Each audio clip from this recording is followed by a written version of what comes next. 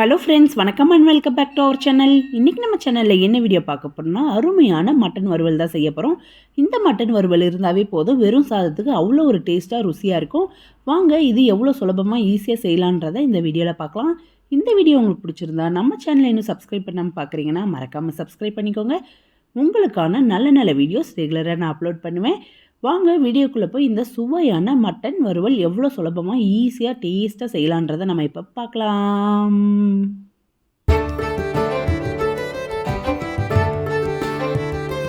Mutton வறுவல் பண்ணுறதுக்கு 1.5 table spoon அளவுக்கு மல்லி எடுத்துக்கோங்க.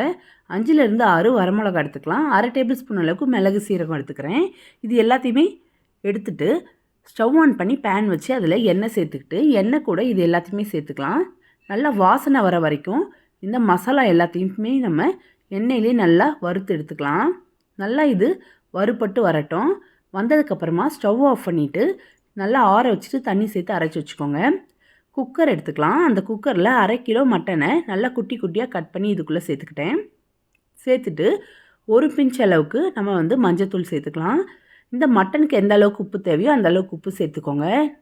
1/2 டேபிள் ஸ்பூன் அளவுக்கு இஞ்சி பூண்டு பேஸ்ட் சேர்த்துக்கிட்டு நம்ம ஏற்கனவே அரைச்சி வச்சுருக்கோம்ல மசாலா, அந்த மசாலா எல்லாத்தையுமே இதுக்குள்ளே சேர்த்துக்கலாம்.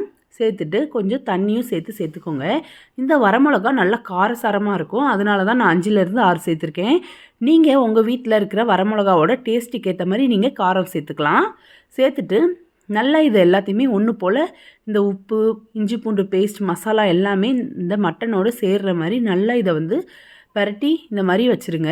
நல்லா பெரட்டி வச்சதுக்கப்புறமா நம்ம ஒரே ஒரு டேபிள் ஸ்பூன் அளவுக்கு நல்லெண்ணெய் இதுக்குள்ளே சேர்த்துக்கலாம்.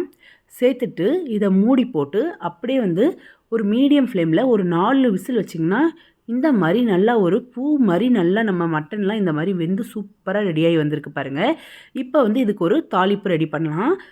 ஸ்டவ் ஆன் பண்ணி பேனில் நல்லெண்ணெய் சேர்த்துக்கோங்க. நல்லெண்ணெய் சூடான உடனே பட்டை, லவங்கம், ஏலக்காய், கிராம்பு இதெல்லாம் எல்லாத்தையுமே சேர்த்துக்கோங்க. சேர்த்துக்கிட்டு கூடவே 2 வரமிளகா, ஒரு 20 சின்ன வெங்காயத்தை தோல் உரித்து குட்டி குட்டியாக கட் பண்ணி வச்சுருக்கேன், அதையுமே சேர்த்துட்டு ஒரு கொத்து கறிவேப்பிலை சேர்த்துக்கோங்க.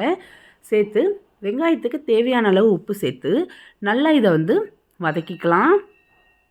கண்ணாடி பதம் வர வரைக்கும் நல்லா வதக்கிக்கோங்க. நல்லா இந்த வெங்காயம் வதங்கி வரட்டும் இந்த எண்ணெயிலேயே.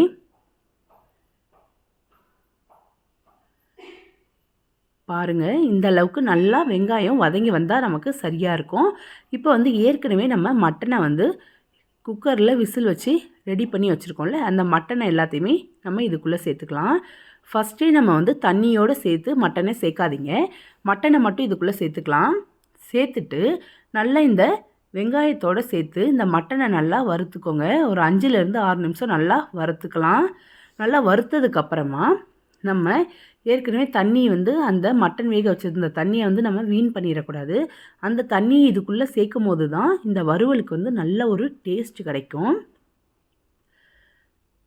பாருங்கள், நான் மட்டன் பண்ணிடணும்ல, அந்த தண்ணி எல்லாத்தையுமே இதுக்குள்ளே சேர்த்துக்கிட்டேன். சேர்த்து திரும்ப கலந்து விட்டு இதை அப்படியே ஒரு மூடி போட்டு நம்ம மூடி வச்சிடலாம்.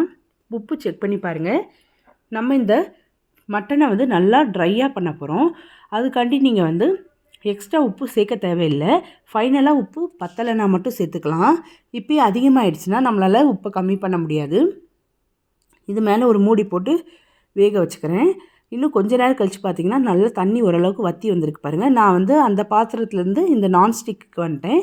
ஏன்னா அது அடி பிடிச்சிருமோன்னு தோணுச்சு. அதனால் நான் இந்த பாத்திரத்தை மாற்றிக்கிட்டேன். நல்லா இதை தண்ணி வற்றி இருக்குது பாருங்கள். நல்லா வற்றி வந்ததுக்கப்புறமா நம்ம மல்லித்தலை சேர்த்து பெரட்டி பரிமாறிடலாம். எண்ணெய்லாம் நல்லா சூப்பராக பிரிஞ்சு நல்லா டேஸ்ட்டாக ரெடி ஆகிடுச்சு. செம்ம வாசனையாக நல்லா இருந்துச்சு. கண்டிப்பாக நீங்களும் உங்கள் வீட்டில் இதே முறையில் ட்ரை பண்ணுங்கள். இந்த வீடியோ உங்களுக்கு பிடிச்சிருந்தா உங்கள் ஃப்ரெண்ட்ஸ் அண்ட் ஃபேமிலிக்கும் ஷேர் பண்ணுங்கள். நம்ம சேனலை சப்போர்ட் பண்ணுற எல்லாருக்குமே ரொம்ப ரொம்ப நன்றி. நாளைக்கு வேறு ஒரு வீடியோவோட உங்களை நான் சந்திக்கிறேன். Take care friends.